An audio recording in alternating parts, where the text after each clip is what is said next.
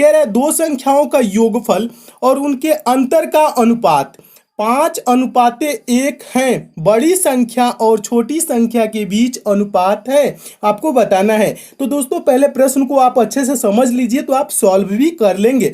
देखिए प्रश्न कह रहे हैं दो संख्याओं के योगफल, योगफल मतलब दोनों संख्याओं का जोड़। जैसे मान लीजिए संख्याएं 3 और 2 हैं, तो 3 और 2 का योग क्या होना चाहिए दोस्तों? 5। क्या होगा? योग मतलब जोड़, 3 और 2 को जोड़ेंगे 5। और अंतर क्या होना चाहिए? अंतर कैसे निकालते हैं? बड़े में से छोटे को घटा लेते हैं, यानी कि 3 में से 2 को घटाएंगे तो क्या आ जाएगा दोस्तों? 1 आ जाएगा ना, इसी को अंतर कहते हैं। तो यही कह रहे हैं उनके योगफल और उनके अंतर का अनुपात, योगफल होना चाहिए 5 और अंतर होना चाहिए 1। और कह रहे हैं बड़ी संख्या और छोटी संख्या के बीच अनुपात है। तो इसको हम क्या करेंगे दोस्तों? आप इसको सॉल्व नहीं करेंगे, इसको भी कैसे सॉल्व करेंगे? Go through math, go through option. कैसे? जो आपका यूनिक मेथड है, गो थ्रू ऑप्शन, ऑप्शन के अकॉर्डिंग सॉल्व करेंगे। तो देखेंगे दोस्तों 2 और 3 का योग क्या होगा दोस्तों? 5 होगा, यानी कि योग तो 5 आ रहा है और अंतर कह रहा है और उनका अंतर 1 होना चाहिए। तो 2 और 3 का दोस्तों अंतर भी क्या होगा? 1 होगा।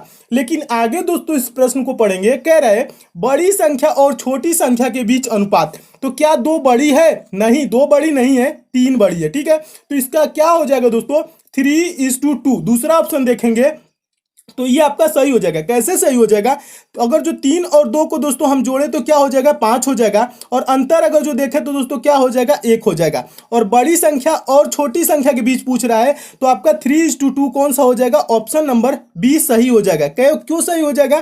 क्योंकि कह रहा है बड़ी संख्या और छोटी संख्या के बीच अनुपात। तो बड़ी संख्या आपकी 3 हो जाएगी, छोटी संख्या आपका 2 हो जाएगा। और यहाँ पे अगर जो और आगे देखें दोस्तों प्रश्न को अच्छे से और समझना चाहें तो दो संख्याओं का योगफल और उनके अंतर का अनुपात। तो योगफल तो 5 ही होगा ना, 3 और 2 जोड़ेंगे तो। और अंतर क्या हो जाएगा? अंतर किसे कहते हैं दोस्तों? बड़ी संख्या में से छोटी संख्या को घटा देते हैं, वही अंतर हो जाता है। तो अगर जो हम 3 में से 2 घटाएंगे तो क्या आएगा? 1। तो वही कह रहा है 5 और 1 का अनुपात होना चाहिए योगफल और अंतर में।